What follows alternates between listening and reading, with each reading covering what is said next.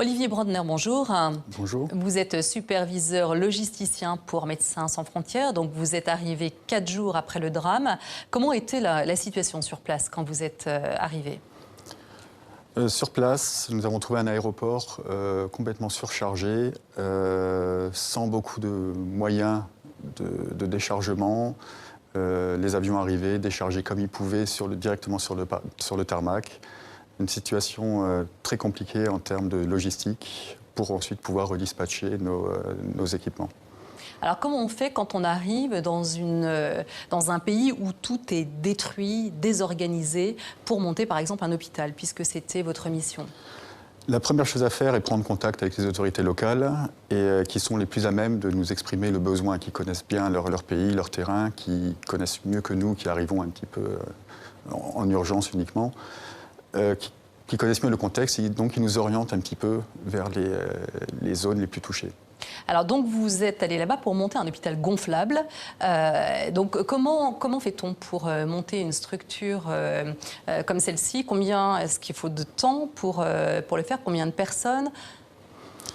Au niveau du temps, il faut compter un petit peu moins de 2 semaines entre la catastrophe et la prise en charge du premier patient, sachant que ces 2 semaines-là sont divisées entre la préparation, ici en France, du matériel qui va être envoyé, l'acheminement. Il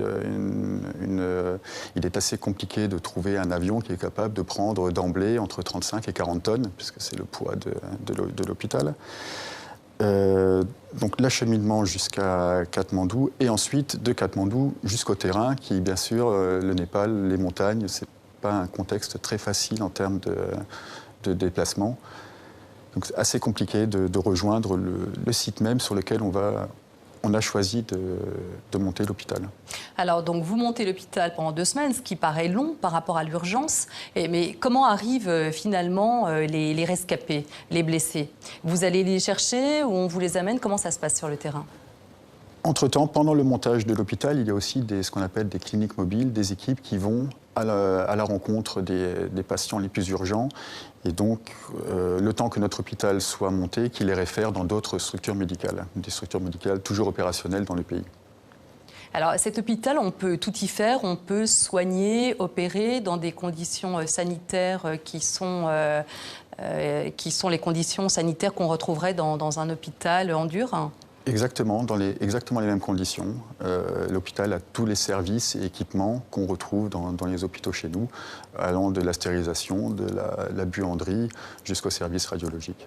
Alors vous me racontiez en préparant l'émission que finalement beaucoup de Népalais vous ont prêté main forte, malgré la situation dans laquelle ils se trouvaient.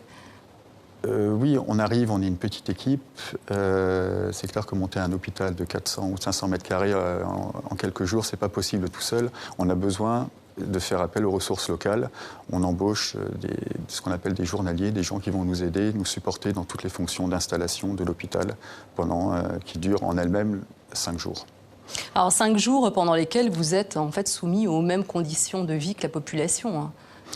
Tout à fait, on arrive, on ne peut pas s'installer dans un hôtel, puisqu'il n'y en a pas en fait, et aussi par peur, puisqu'il y a de nombreuses répliques, la terre continue toujours de trembler, on ne prend pas nous-mêmes le risque aussi de nous retrouver sous des décombres. Donc comment on fait ? On dort par terre, on ne dort pas, c'est ce que vous disiez, pour monter l'hôpital dans l'urgence ? On ne dort pas beaucoup, et quand on dort, oui, on est quand même équipé. On arrive avec nos sacs de couchage, avec nos tentes, avec nos matelas. Donc on est dans une situation un petit peu moins pire quand même que la population locale. Alors aujourd'hui, donc la population locale, elle vit comment ? Quand vous êtes parti, quelles étaient les conditions ? Les gens étaient toujours dehors, par peur des répliques ? Voilà, les gens sont toujours dehors, ne rentrent pas dans leur maison et ne peuvent pas rentrer. Ils sont plus en sécurité à l'extérieur, sous des bâches. Voilà, donc la situation est plutôt dramatique par rapport au climat à venir. Oui, il y a la mousson donc, qui se profile là, dans les semaines qui viennent. Voilà, la mousson se profile et donc nous allons devoir faire face en situation sanitaire, à des problèmes d'hygiène, à des problèmes aussi de maladies. Qu'est-ce qui risque de se passer avec la mousson ? Beaucoup d'infections respiratoires. Il faut savoir que le choléra est endémique dans cette région-ci. Vivre dehors, dans des conditions d'hygiène précaires, avec en plus sous des grosses pluies, c'est le climat le plus favorable à l'explosion du choléra. Donc là maintenant, c'est la prochaine urgence pour le Népal, c'est permettre aux gens de vivre dans une situation un peu moins précaire que celle à laquelle ils font face aujourd'hui. Alors le choléra donc, auquel va faire face la population, probablement l'hôpital devait rester 6 mois. Est-ce que vous pensez que finalement Médecins sans frontières va devoir rester plus longtemps que prévu compte tenu de l'évolution de la situation ? C'est pas vraiment lié le choléra et l'hôpital ne sont pas vraiment liés. Pour éviter, notre objectif maintenant est d'éviter que le choléra explose. Et on fait ceci par le biais de distribution ou de kits d'hygiène, par exemple des seaux, des savons, de la lessive, ce qui va permettre aux gens de maintenir un minimum d'hygiène dans leurs situations précaires, et aussi des abris, des tentes qui vont permettre de vivre dans un environnement un peu plus sain aussi, un peu mieux cloisonné, qui éviteront aussi toutes les pathologies liées à la vie en extérieur, les infections respiratoires, les diarrhées, etc. Bon, donc encore beaucoup à faire. Merci beaucoup pour votre témoignage, Olivier Brandner. Merci. Et pour donc soutenir l'action de MSF au Népal, vous pouvez faire un don en ligne sur le site de MSF, www.msf.fr. Merci à vous.